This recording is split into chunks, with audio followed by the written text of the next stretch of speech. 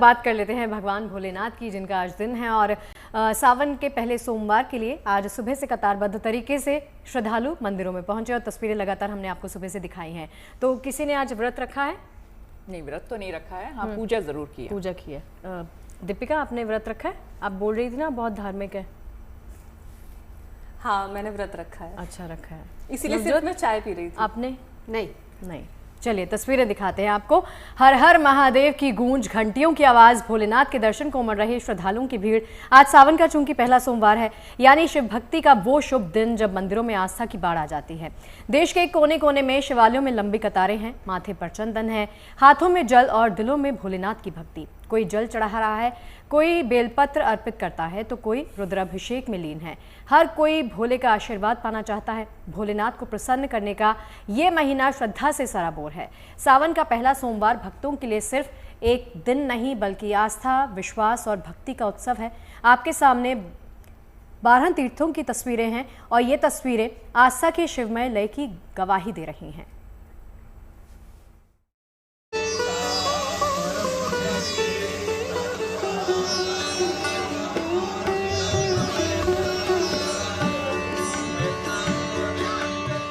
एक तो सावन और उस पर पहला सोमवार।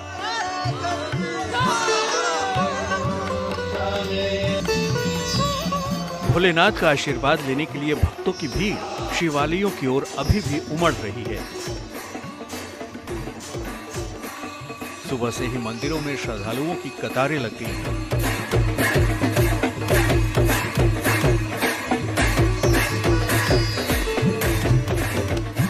काशी विश्वनाथ धाम में जहां आस्था और विश्वास की बयार बह रही है, हर तरफ भोलेनाथ के भक्त महादेव की भक्ति में लीन हैं।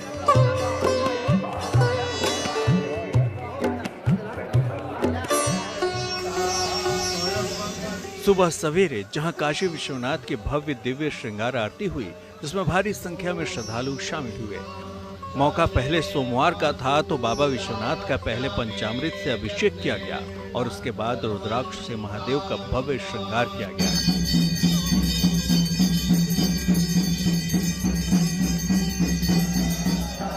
इस बीच काशी विश्वनाथ को जल चढ़ाने के लिए आ रहे श्रद्धालुओं और कांवड़ियों पर पुलिस प्रशासन की ओर से पुष्प वर्षा की गई।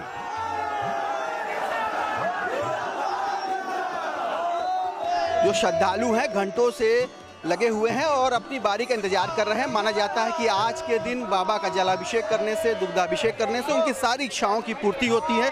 सीधे भक्तों से ही बात करते हैं। कहाँ से आ रहे हैं आप लोग और कितनी आस्था है आज? बड़ा से आ रहा हूँ और बाबा से तो जब से पैदा हुआ तब से आस्था रखता ही हूँ, क्योंकि इन्हीं का सहारा है अपने ऊपर।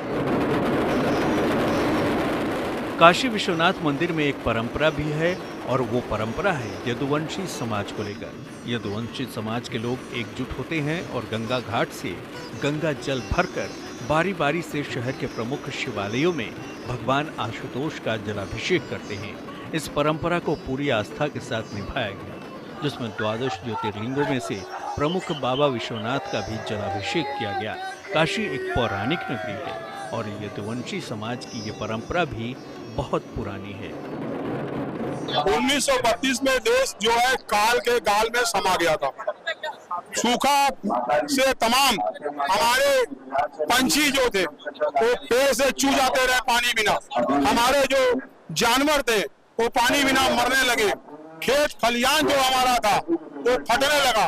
वो सब परंपरा को निर्वाह करते हुए भोला सरदार, चुन्नी सरदार और अहिर ग्वाल गो जो कि हमारा परंपरा है, उस परंपरा को हम निर्वाह कर रहे हैं। हम लोग चाह रहे हैं देश हमारा शक्तिशाली हो, देश हमारा विकास करे। सावन के पहले सोमवार को लेकर देश के अलग अलग शहरों में पूरा माहौल शिवमय बना हुआ है। हरिद्वार के दक्षेश्वर प्रजापति महादेव मंदिर में शिव भक्तों की कतार अभी तक मौजूद है। मान्यता है कि पूरे सावन महीने भगवान शंकर धरती पर भक्तों के बीच रहते हैं और हरिद्वार में ही वो अपने ससुराल दक्षेश्वर महादेव मंदिर में ज्यादातर समय बिताते हैं। सावन के पहले सोमवार को भगवान भोलेनाथ का जलाभिषेक करने के लिए हरिद्वार के कनखल स्थित शिव की ससुराल दक्षेश्वर प्रजापति महादेव मंदिर में भक्तों की कतार लगी। मान्यता है कि सावन के सोमवार को यहाँ भगवान शंकर का जलाभिषेक करने से सभी मनोकामनाएं पूरी होती हैं और आज जलाभिषेक करने के लिए सुबह से ही मंदिर में कतार लगी हुई है। सावन में कांवड़ यात्रा का भी अलग महत्व है और हरिद्वार से भक्त गंगा जल लेकर अपने शहर और गांव की ओर प्रस्थान करते हैं। ऐसे में हरिद्वार में भक्तों की भीड़ काफी बढ़ गई है, इसलिए हरिद्वार प्रशासन मजबूती से मैनेजमेंट में लगा है। शिव की जय जयकार है, भोले के डमरू यहाँ पर बज रहे हैं, कांवड़ का रंग दिखाई दे रहा है। सावन का चौथा दिन लेकिन पहला सोमवार, और उस पहले सोमवार में भक्तों की भीड़ उन्हें यहाँ पर आस्था के सबसे बड़े दिव्य केंद्र हरिद्वार लेकर के आई है। तो कांवड़ सज रहे हैं, कांवड़ यात्रियों की यात्रा भी चल रही है और कांवड़ एक अलग परंपरा है जिसमें परंपराओं में आधुनिकता दिखाई देती है, रंग दिखाई देते हैं, भक्ति दिखाई देती है, भाव दिखाई देती है। तो एक तरफ कांवड़ में रंग भरे जा रहे हैं तो दूसरी तरफ प्रशासन के लिए बड़ी चुनौती थी। देवघर में भी कांवड़ियों और भक्तों की भीड़ लगी हुई है। सुल्तानगंज से गंगा जल लेकर कांवड़िये बाबा वैद्यनाथ का जलाभिषेक करते हैं, इसलिए बड़ी संख्या में शिव भक्त मंदिर में पहुंचते हैं। तस्वीरें देखिए। विश्व प्रसिद्ध 12 ज्योतिर्लिंग बाबा वैद्यनाथ के दर्शन और पूजन के लिए सुबह से ही 5 से 7 किलोमीटर लंबी कतार लगी हुई है और पूरा मंदिर प्रांगण भक्तों से भरा हुआ है। मध्य प्रदेश के महाकालेश्वर मंदिर में तड़के महाकाल की पूरी विधि विधान से भस्म आरती की गई। इस खास आयोजन को देखने के लिए हजारों भक्त मंदिर में मौजूद थे। इसका टेलीकास्ट भी किया गया, जिसके दर्शन कर भक्तों की मुराद पूरी हो गई। सावन के पहले सोमवार के मौके पर पूरे देश में माहौल शिवमय है। हर तरफ भगवान भोलेनाथ की गूंज सुनाई दे रही है। श्रद्धालु हर हर महादेव और बम बम भोले की जय घोष के साथ अपने आराध्य को याद कर रहे हैं। एक लोटा जल से प्रसन्न होने वाले भोलेनाथ अपने भक्तों पर आशीर्वाद और वरदान की बरसात भी कर रहे हैं। अयोध्या में हनुमानगढ़ी की तस्वीरें देखिए। मुंबई के बाबुलनाथ मंदिर में भक्तों की भीड़ हो या पुरी के लोकनाथ मंदिर की तस्वीर, हर जगह भक्तों में सावन के पहले सोमवार को लेकर जबरदस्त उत्साह है। प्रयागराज के मनकामेश्वर महादेव या बिहार के मधेपुरा के सिंहेश्वर महादेव मंदिर में भक्त पूरे आस्था के साथ दर्शन और पूजन के लिए पहुंच रहे हैं। हरिद्वार से आशुतोष मिश्रा, वाराणसी से रोशन जायसवाल के साथ bureau report, good news today. देखिए, शिव भक्ति की बात हो रही है तो आपको बता दें कि शिव भक्ति राजधानी दिल्ली में भी देखने को मिल रही है। पूरे धूमधाम से मंदिरों में आपको ये रौनक देखने को मिलेगी। दिल्ली का ऐतिहासिक गौरी शंकर मंदिर इस मौके पर श्रद्धालुओं से गुलजार है। मान्यता है कि 5 पीपल के पेड़ के मध्य विराजे भगवान भोलेनाथ भक्तों की हर मुराद पूरी करते हैं। और देखिए, दिल्ली के इस प्राचीन मंदिर को 1761 में मराठा सैनिक आपा गंगाधर ने बनवाया था। आज सुबह से ही भक्त जल और बेलपत्र लिए लंबी कतारों में खड़े हैं। मंदिर के प्रांगण में हर हर महादेव की गूंज है। आपको सीधे लिए चलते हैं दिल्ली के इस पवित्र शिवधाम में। श्रावण मास का आज पहला सोमवार है और देश भर में शिव भक्तों के लिए ये बेहद ही खास दिन है। हर एक शिवालय में इस वक्त भक्तों का जन सैलाब जो है वो देखा जा रहा है। और इस वक्त जो मैं तस्वीरें दिखा रही हूँ आपको चांदनी चौक के सबसे प्रसिद्ध गौरी शंकर मंदिर की तस्वीर है। और आपको सबसे पहले मैं अंदर की तस्वीरें दिखाऊंगी, किस तरीके से चारों ओर जो है शिवलिंग में जल चढ़ाया जा रहा है। हर कोई जो है आज के दिन का सबसे ज्यादा बेसब्री से इंतजार करता है कि कब जाकर जो है हम चाहे हरिद्वार से लाया हुआ जल हो या फिर एक आम जल जो है शिवलिंग पर अर्पित कर सके, भगवान भोलेनाथ को प्रसन्न कर सके। और इसी तरीके से भक्तों की भीड़ जो है वो आप देख सकते हो, मंदिर के बाहर हो या मंदिर परिसर के अंदर लोगों का जनसैलाब जो है वो आपको नजर आने वाला है। हर कोई श्रद्धालु जो है इस वक्त लंबी लंबी कतारों में इस वक्त खड़ा है और हर किसी के अंदर जो है अनुमान और आस्था का जो जल लेकर भगवान भोलेनाथ को प्रसन्न करने के लिए आगे आप देख सकते हैं कि किस तरीके से एक लोटा, चाहे वो जल का हो या दूध दही का हो या इस चीज का टोकरा, जिसके अंदर फूल, बेलपत्र, धतूरा आदि जो है तमाम भोले को प्रसन्न करने के लिए लोग जो है उनको अर्पित करने के लिए अपने साथ चीजें लेकर आ रहे हैं। और कहा जाता है आज का दिन बेहद ही खास है क्योंकि सोमवार भगवान भोलेनाथ का बेहद प्रिय है और इस दिन हर एक मनोकामना जो है वो पूरी होती है। कितना लंबा इंतजार जो है वो करना पड़ा। बाबा की देर वो है, कितनी देर से भी इंतजार करते रहो।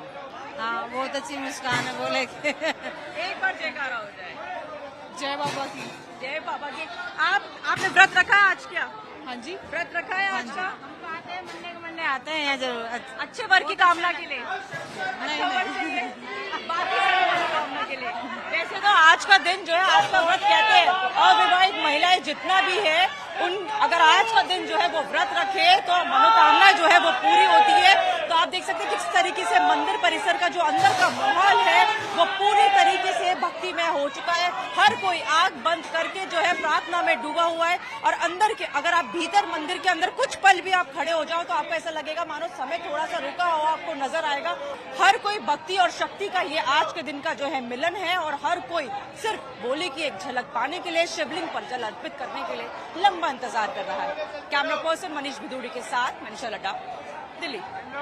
देखिए, सावन की बात हो रही है, ज्योतिर्लिंगों की बात हो रही है, तो जाहिर सी बात है भोले के एक और धाम की बात कर लेते हैं, अमरनाथ यात्रा की। जी हाँ, आपको बता दें अमरनाथ यात्रा 3 जुलाई से शुरू हुई इस पवित्र यात्रा के तहत अब तक 2 लाख से ज्यादा श्रद्धालु बाबा बर्फानी के दर्शन कर चुके हैं। और देखिए, लेकिन इनमें कुछ ऐसे भी तीर्थयात्री हैं जिनकी तबियत यात्रा के वक्त रास्ते में बिगड़ गई। ऐसे में यात्रा मार्ग पर तैनात सेना, एसडीआरएफ और एनडीआरएफ के जवान मदद के लिए आगे आए। इन्हीं में से एक एसडीआरएफ जवान आशिक हुसैन जो एक तीर्थ यात्री के लिए देवदूत बनकर वहां पर पहुंचे।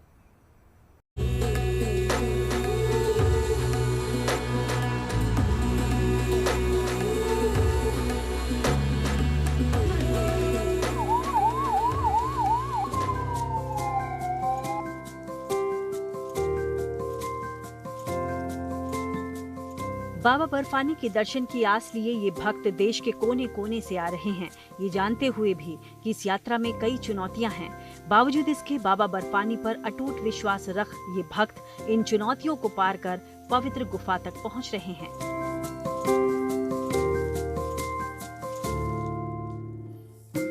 हालांकि कुछ ऐसे भी तीर्थयात्री हैं जिनकी तबीयत यात्रा करते समय रास्ते में बिगड़ गई।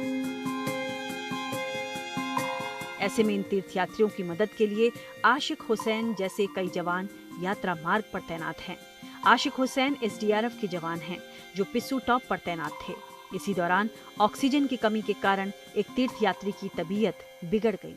ये देख आशिक हुसैन मौके पर आए और पहले बीमार तीर्थयात्री को सीपीआर देने की कोशिश की, लेकिन जब इससे बात नहीं बनी तो वो उसे कंधे पर लादकर 3 किलोमीटर दूर अस्पताल पहुंच गए, जिसके चलते तीर्थयात्री की जान बचाई जा सकी।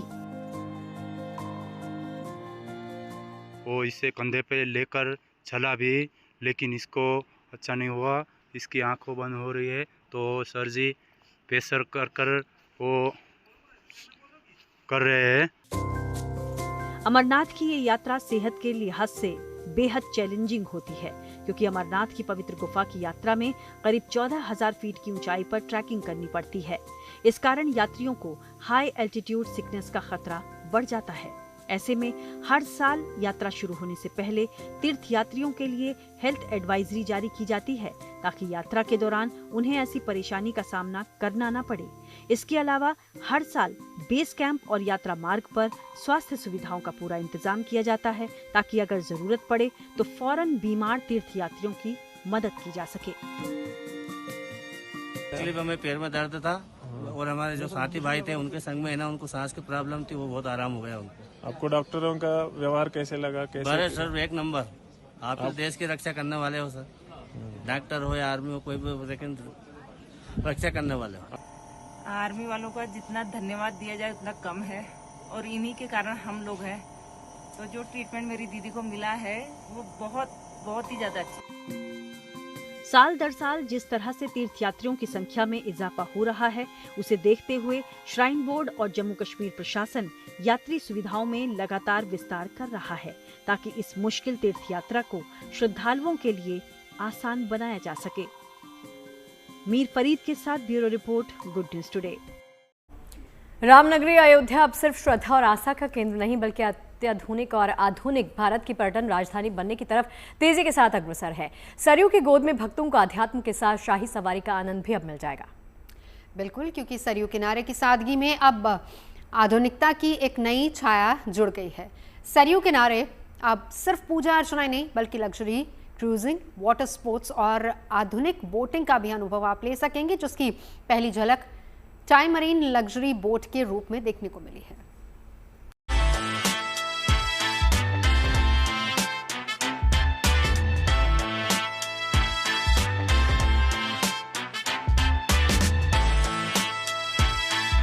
रामनगरी अयोध्या अब धार्मिक आस्था के साथ साथ रॉयल एक्सपीरियंस का केंद्र भी बनती जा रही है। सरयू की पवित्र जलधारा में अब सिर्फ आस्था नहीं बल्कि आधुनिकता की रवानी भी हिलोरे मार रही है।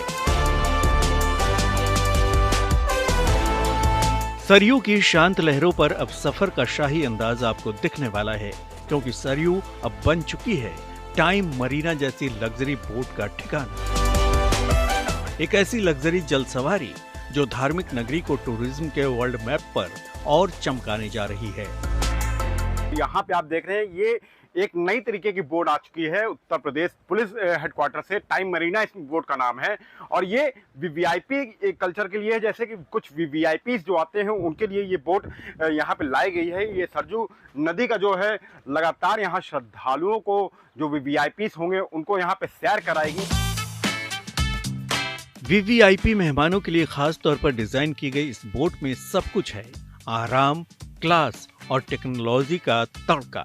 आलीशान इंटीरियर, कंफर्टेबल सिटिंग, शानदार इंटीरियर, पॉश सुविधाएं और रिवर फ्रंट का अद्भुत नजारा।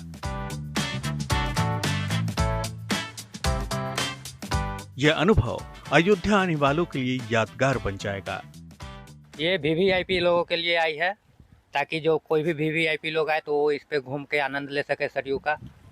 ये इसकी स्पीड लगभग कितनी होती है? ये स्पीड हाई स्पीड बोट है ये सर। पीछे पेट्रोल इंजन लगा हुआ है, बहुत बड़ा इंजन है, आप देख सकते हैं, और बहुत हाई स्पीड है। इसका कम से कम मिनिमम स्पीड होगा तो 12 नॉटिकल माइल होगा। क्या नाम है इस बोट का? इसका बोट का नाम है टाइम मरीना। यह मरीना बोट अयोध्या के टूरिज्म को एक नई दिशा देगी। सरयू में इस बोट के उतरने से न सिर्फ धार्मिक पर्यटन को बल मिलेगा बल्कि जलमार्ग आधारित ट्रेवल का एक नया ट्रेंड भी शुरू होगा। लेकिन अभी तो ये सिर्फ शुरुआत है। आने वाले वक्त में सरयू नदी पर और भी मॉडर्न क्रूज, हाउस बोट्स और आलीशान होटल की प्लानिंग है। ये रेस्टोरेंट बन रहा है और ये मारुति 2 बोट है। इधर एक सरयू है, वो उसमें भी अभी पिछले 2 दिन पहले कमिश्नर साहब आके स्नान करके अभी गए हैं, 2-3 दिन पहले। उसके पीछे एक और बोट है, आगे बोट है, बहुत सारी बोट है यहाँ पे। लगभग 10 बोट के लगभग है जो गवर्नमेंट की है। आप लोग आके 100 रुपया 150 रुपया टिकट है, आके आनंद ले सकते हैं, भ्रमण कर सकते हैं। रामनगरी अयोध्या अब ग्लोबल टूरिज्म डेस्टिनेशन के तौर पर विकसित हो रही है। सरयू में उतरी टाइम मरीना लग्जरी बोट भविष्य के उस विजन का हिस्सा है जहां आस्था और आधुनिकता दोनों एक साथ आगे बढ़ेंगे। Mayank Shukla, Ayodhya, good news today. देखिए, नॉस्टैल्जिया के बारे में हम सब ने सुना है, कहते हैं नॉस्टैल्जिया इज वेरी ब्यूटीफुल। तो बचपन में शायद आपने बैलगाड़ी देखी हो, फिल्मों में रोल्स रॉयस और किस्सों में पालकी देखी हो, लेकिन इन सभी सवारियों को अगर एक जगह पर देखना हो ना तो आपको जाना होगा गुरुग्राम के हेरिटेज ट्रांसपोर्ट म्यूजियम में। बिल्कुल, एक ऐसा म्यूजियम है ये जहां गाड़ियों के जरिए बीते जमाने को एक बार फिर से जीने का मौका आपको मिलेगा। गुरुग्राम का हेरिटेज ट्रांसपोर्ट म्यूजियम सिर्फ म्यूजियम ही नहीं बल्कि भारत की ट्रांसपोर्ट हिस्ट्री की जीती जागती किताब है।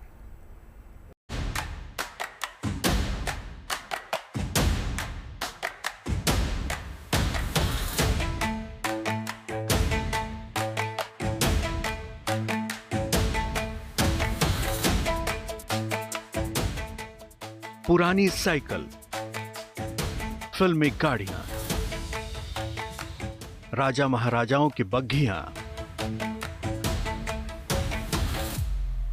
और वो रोल्स रॉयस जो कभी शाही शानो शौकत का प्रतीक थी, वो पालकियां जिनमें कभी रानियां सवारी करती थीं और वो बैलगाड़ियां जो गांवों की शान हुआ करती थी। 1963 की वोक्सवैगन बीटल से लेकर फिल्म दिल तो पागल है में इस्तेमाल की गई खास कार तक सब कुछ देखने को मिलेगा।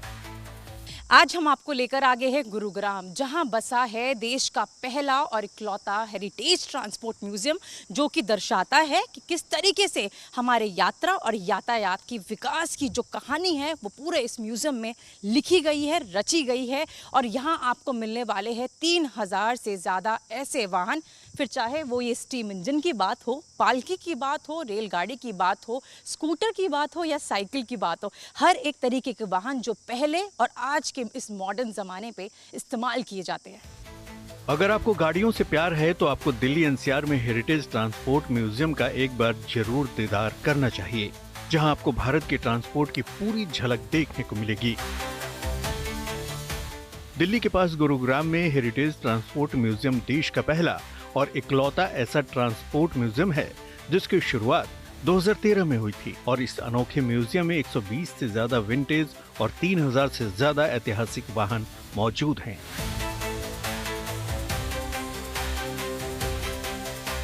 लेकिन म्यूजियम का सबसे अहम और दिलचस्प हिस्सा गाड़ियों में लगने वाले पहियों का इतिहास है। बैलगाड़ी से लेकर साइकिल तक के पहिए इस अनूठे म्यूजियम में मौजूद हैं। तो 20वीं सदी के ये वो रिक्शे हैं जिसमें शायद आपने और हमने सभी ने जो है सफ़र किया होगा, लेकिन इससे पहले भी रिक्शों का भी इतिहास हुआ करता था और वो आप पीछे देख सकते हैं कि किस तरीके के रिक्शा हुआ करते थे, चाहे फिर वो इस कैलकाटा रिक्शा की बात हो या इससे पहले हैंड पुल्ड मतलब हाथ से खींचे जाने वाले रिक्शे भी जो है वो हुआ करते थे। आम जनता इनमें कलकत्ता में एक जगह से दूसरी जगह पर रोज़ इस्तेमाल किया जाते थे। ये इलाहाबाद का हमने इसलिए रखा है रिक्शा क्योंकि ये बड़ा सुंदर से डेकोरेटेड था उस टाइम का, तो हमने इसको प्रिजर्व कर लिया उसको रखने के लिए। ये फटफट इसको कहलाते थे फटफट। ये कनॉट प्लेस से मिंटो ब्रिज से चांदनी चौक जाया करता था और इसमें इसका एक और नाम था 4 सीटर क्योंकि 4 लोग बैठ सकते थे इसके ऊपर। किस समय की बात है ये 1947 से लेके 1960 तक। इस अनोखे म्यूजियम ने जैसे इतिहास को समेट के रखा हो, बचपन की वो रोमांच भर देने वाली यादें जैसे संजो कर रखी हों। इसलिए ये म्यूजियम नहीं, पुरानी यादों का वो पिटारा है जहां लड़कपन के एहसास के साथ ट्रांसपोर्ट की दुनिया का इतिहास मिलता है। अब चाहे सितारों जैसी चमकती बुलेट की बाइक हो या फिर वो शाही बग्घी जो कभी राजा महाराजाओं की सवारी हुई करती थी, लेकिन सबसे दिलचस्प है ये छोटी सी लाल कार जो फिल्म दिल तो पागल है की याद आपको दिलाएगी। सबसे अनोखी गाड़ी जो मुझे इस पूरे म्यूजियम में लगी वो ये इसलिए है, आप अगर आपको याद नहीं आ रहा कोशिश कीजिए, दिमाग पे थोड़ा जोर डालिए कि ये गाड़ी कहीं ना कहीं तो देखी होगी आपने।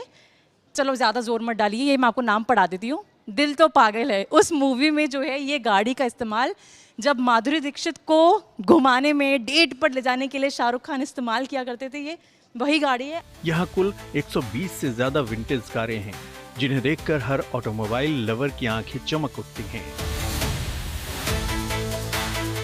म्यूजियम में एक छोटा सा रेलवे प्लेटफॉर्म भी है जिस पर जोधपुर के महाराजा का जोधपुर सलून खड़ा है जो हर विजिटर को उस दौर की याद कराती है। म्यूजियम का ये हिस्सा पुराने रेल इतिहास को समर्पित है। यहाँ पर आपको तमाम रेल मॉडल्स दिखने वाले, लेकिन सबसे पहले मैं आपको लेकर आई हूँ इस जोधपुर सैलून में। तस्वीरें आपको दिखा रही हूँ, लेकिन ये कोई आम सैलून नहीं है जहाँ पर आप बाल कटवा सके या फिर मेकअप करवा सके। ये एक ऐसा सैलून है, पूरी रेलगाड़ी है, लेकिन ये वो सैलून है जो जोधपुर के महाराज जो थे यशवंत सिंह जी वो इस्तेमाल किया करते थे। कैसा है अंदर से वो मैं आपको दिखाऊंगी। तरुण जी भी हमारे साथ इस वक्त मौजूद है सैलून में, राजा की तरह वो भी बैठे हुए हैं। तो आप बैठे तो है सर, लेकिन ये पूरा सैलून अपने आप में मतलब सब चीज़ें मुझे इसमें दिख रही है। ये ऐसा है कि ये 1930 का बना हुआ है, शेफील्ड एंड कंपनी का, और इसमें एक लिविंग रूम है जहाँ पर इस समय हम लोग हैं और 2 बेडरूम्स हैं। एक बेडरूम मास्टर बेडरूम है और दूसरा बंक सिस्टम है जो रेलवेज में हुआ करता है। एक ऐसा म्यूजियम जहां हर गाड़ी की अपनी कहानी है, हर पहिया एक दौर को बयां करता है।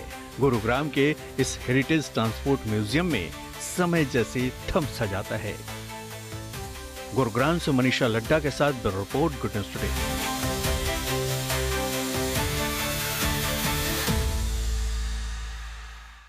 चलिए अब खबर रेल यात्रा से जुड़ी हुई। ट्रेन में सफर अब पहले से कहीं ज्यादा स्मार्ट और सुरक्षित बनने जा रहा है। रेल यात्रियों की सुरक्षा और पुख्ता बनाने के लिए उत्तर रेलवे ने एक बड़ी पहल की है।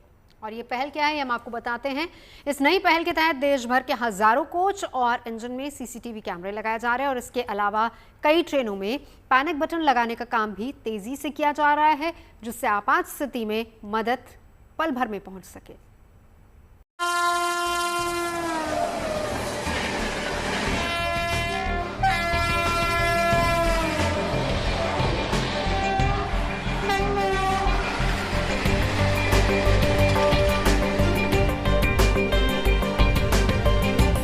भारतीय रेल हिंदुस्तान की जीवन रेखा है। आंकड़े बताते हैं कि भारतीय रेल हर रोज 2 करोड़ 40 लाख से ज्यादा मुसाफिरों को उनकी मंजिल तक पहुंचा रही है। वक्त के साथ रेलवे का चेहरा बदल रहा है और उसकी रफ्तार भी बढ़ रही है। आज वंदे भारत भारतीय रेलवे की नई पहचान है। इस ट्रेन ने भारतीय रेलवे को आधुनिकता का जो रास्ता दिखाया है, उस रास्ते पर बढ़ते हुए रेलवे ने एक बड़ा फैसला किया है। भारतीय ट्रेन मुसाफिरों के लिए ज्यादा सुरक्षित हो, इसके लिए रेलवे अब सभी कोच और इंजन्स में सीसीटीवी लगाने जा रहा है। ये कदम उत्तर रेलवे में किए गए सफल ट्रायल के बाद पूरे देश में लागू किया जा रहा है। रेलवे को उम्मीद है इससे ट्रेनों में होने वाले अपराधों पर लगाम लगेगी और यात्रियों को सुरक्षित यात्रा का अनुभव मिलेगा। जो खबर है उसके मुताबिक रेलवे अब हर यात्री कोच में 4 सीसीटीवी कैमरे लगाएगा। ये कैमरे कोच के दोनों दरवाजों के पास लगाए जाएंगे ताकि यात्रियों की आवाजाही पर निगरानी रखी जा सके। इसके अलावा हर इंजन में 6 कैमरे लगाए जाएंगे। एक कैमरा आगे और पीछे होगा, वहीं दोनों ओर फ्रंट और रियर कैब में एक कैमरा होगा। इसके अलावा 2 डेस्क माउंटेड माइक्रोफोन भी इसके साथ होंगे।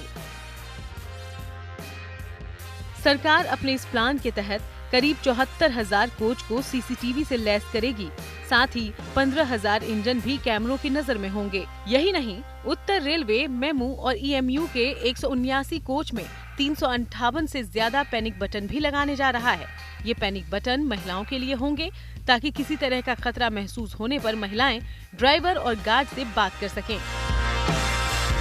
Bureau report, good news today.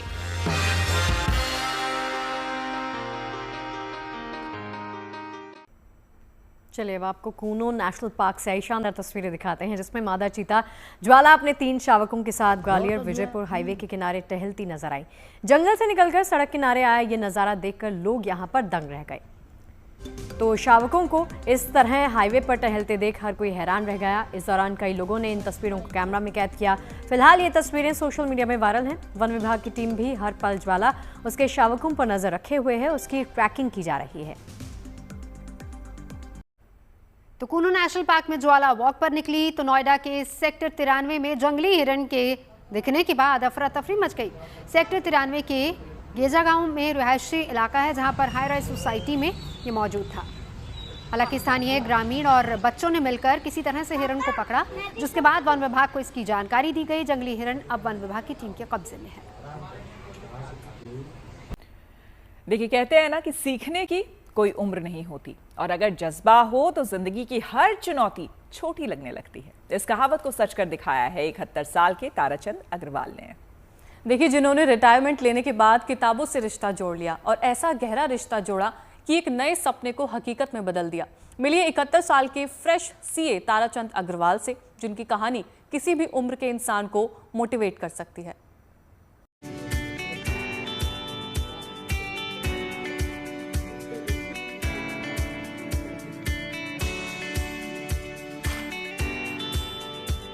इरादे पक्के हों और हौसले बुलंद तो ढलती उम्र भी कामयाबी की राह में बाधा नहीं बनती।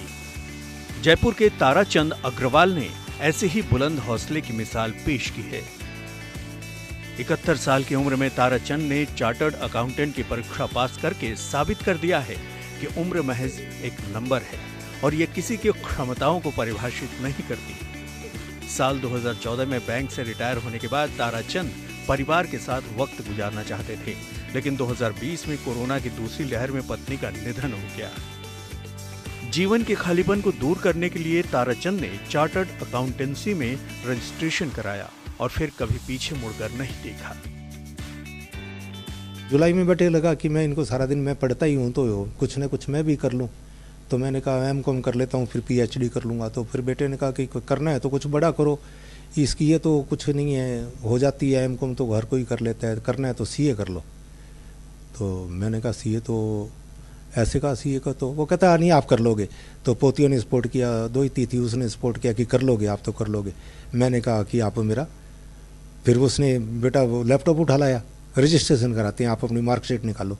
मैं कभी मार्कशीट तो ऊपर ऑफिस में पड़ी है, तो उसने मार्कशीट को फटाफट स्कैन किया, आधार कार्ड को स्कैन किया और रजिस्ट्रेशन करवा दिया। और जब उन्होंने रजिस्ट्रेशन करवा दिया तब मेरे एक डिटर्मिनेशन हुआ कि अब तो मेरे को करना ही पड़ेगा। ताराचंद ने रोजाना 10 से 12 घंटे की पढ़ाई करके ये मुकाम हासिल किया है। इस राह में सेहत की चुनौतियां कई बार आईं, लेकिन ताराचंद ने कभी हार नहीं मानी। इस कोशिश में ताराचंद के बेटे, बहू और पोतियों ने भी पूरा साथ दिया। लगन से स्टडी करेंगे, लगन से पढ़ाई करेंगे और लक्ष्य रखेंगे कि हमें परीक्षा पास करनी है तो अवश्य सफल होंगे। विश्वास बनाए रखना होगा, अपने पे विश्वास रखना होगा कि मैं पास कर सकता हूँ। और अगर परिवार वाले भी उसको सपोर्ट करेंगे, जैसा कि मेरे को मेरे पोते पोतियों ने सपोर्ट किया कि दादू आप कर सकते हैं, बच्चों ने मेरे को सपोर्ट किया कि आप कर सकते हैं, तो मैंने सफलता प्राप्त कर ली। पढ़ाई के साथ साथ ताराचंद ने बेटे के कारोबार में भी मदद की। ताराचंद की बड़ी पोती भी सीए की तैयारी कर रही है और इस परीक्षा के लिए दादा और पोती ने मिलकर पढ़ाई की। अब दादा की कामयाबी पोतियों को प्रेरणा दे रही है। दादाजी की सफलता तो हमने साथ में पढ़ाई शुरू करी थी इंटरमीडिएट की।